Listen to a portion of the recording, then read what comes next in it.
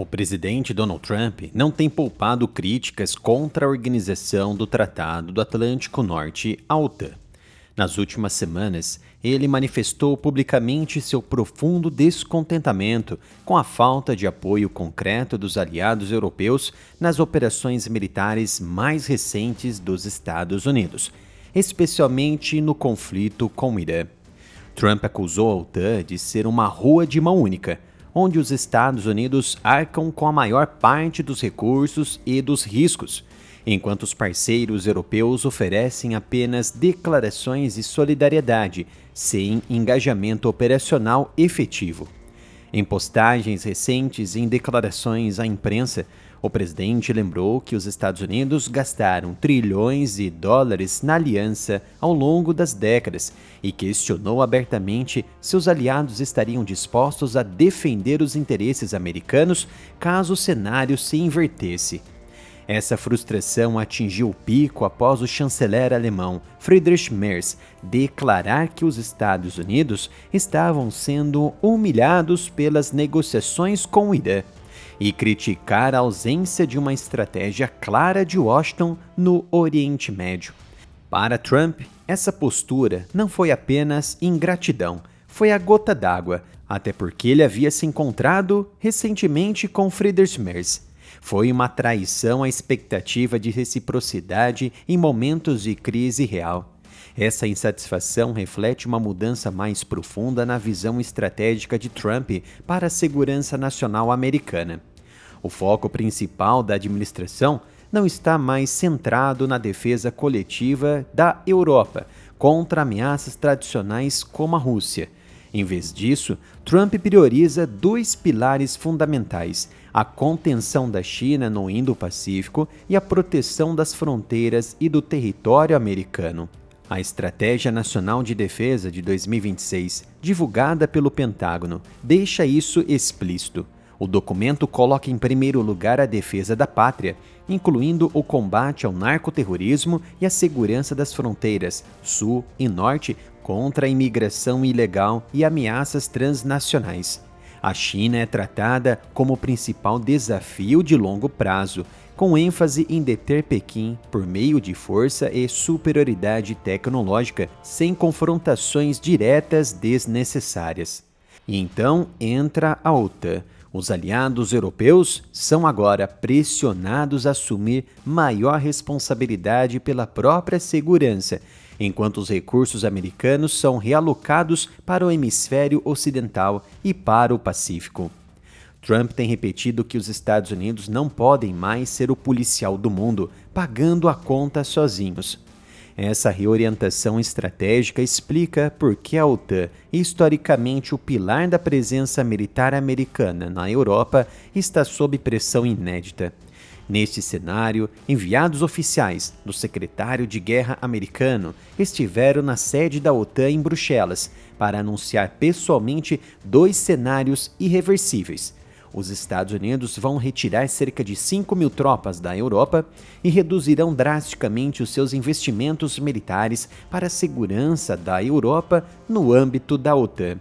Segundo informações obtidas pelo semanário alemão Der Spiegel, um enviado especial do secretário de Guerra americano Pete Hegseth, sendo o conselheiro-chefe Alexander Wallis-Green, reuniu-se na semana passada em reunião fechada no quartel-general da OTAN, com altos representantes dos países aliados e comunicou a nova realidade.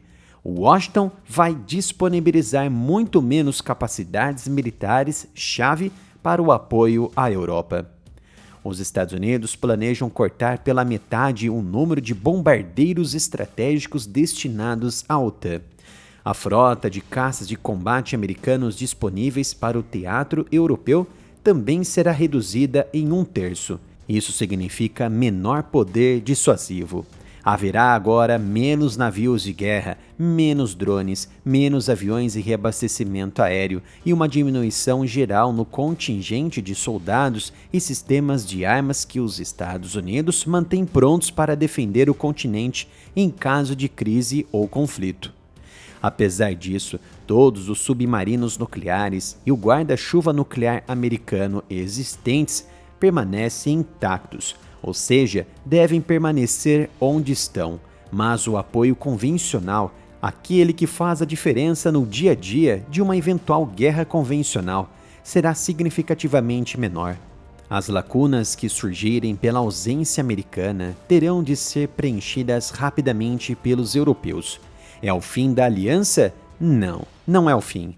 É a saída dos Estados Unidos? Também não. Os americanos continuarão na OTAN, mas exigem que a Europa assuma a responsabilidade primária pela própria segurança. Washington aumenta assim a pressão para que os aliados europeus invistam em mais, produzam mais armas e preencham os vazios deixados pela redução americana. O objetivo aqui é transformar a OTAN de um guarda-chuva unilateral americano num verdadeiro pacto de parceiros iguais, onde cada um carrega o seu fardo.